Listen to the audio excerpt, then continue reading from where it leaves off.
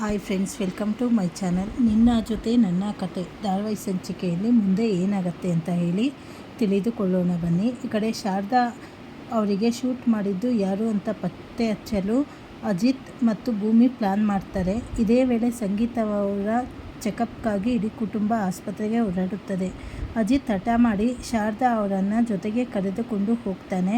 ಈ ಕಡೆ ಆಸ್ಪತ್ರೆಗೆ ಹೋದಾಗ ಅಲ್ಲಿ ICU ವಾರ್ಡ್ನಲ್ಲಿ ಪ್ರಜ್ಞೆ ಇಲ್ಲದೆ ಮಲಗಿರುವ ಪುರುಷೋತ್ತಮ ಸಿಗ್ತಾನೆ. ಅವನನ್ನು ನೋಡಿದ ತಕ್ಷಣ ಶಾರದಾ ಅವರಿಗೆ ಹಳೆ ನೆನಪುಗಳೆಲ್ಲ ಮರುಕಳಿಸುತ್ತದೆ. ತನಗೆ ಗನ್ನಿಂದ ಶೂಟ್ ಮಾಡಿದ್ದು ಮತ್ತು ತನ್ನ ಮಗಳು ಮನಸ್ವಿನಿಯನ್ನು ಅಪಹರಿಸಿದ್ದು ಇದೇ ಪುರುಷೋತ್ತಮ ಎಂದು ಶಾರದಾ ಅವರಿಗೆ ನೆನಪಾಗುತ್ತದೆ.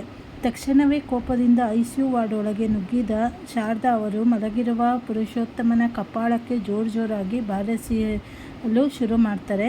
ನನ್ನ ಮಗಳು ಎಲ್ಲಿದ್ದಾಳೆ ಹೇಳು ಎಂದು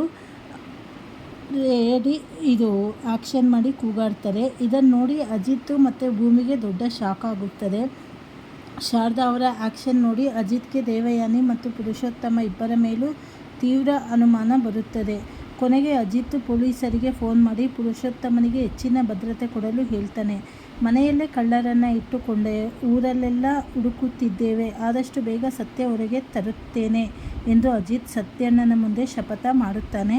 ಇಲ್ಲಿಗೆ ಇವತ್ತಿನ ಸಂಚಿಕೆ ಮುಗಿಯುತ್ತದೆ. ಮುಂದಿನ ಸಂಚಿಕೆಗಳಲ್ಲಿ ಏನೇನು ಬದಲಾವಣೆ ಆಗುತ್ತೆ ಅಂತ ಹೇಳಿ ಮುಂದೆ ತಿಳಿದುಕೊಳ್ಳೋಣ. ಹೊಸದಾಗಿ ಯಾರ್ಯಾರು ಚಾನಲ್ ನೋಡ್ತಾ ಇದ್ದೀರಾ ಚಾನಲನ್ನು ಸಬ್ಸ್ಕ್ರೈಬ್ ಮಾಡ್ಕೊಳ್ಳಿ, ಲೈಕ್ ಮಾಡಿ, ಶೇರ್ ಮಾಡಿ, ಹಾಗೆ ಸಪೋರ್ಟ್ ಮಾಡಿ. ಧನ್ಯವಾದಗಳು.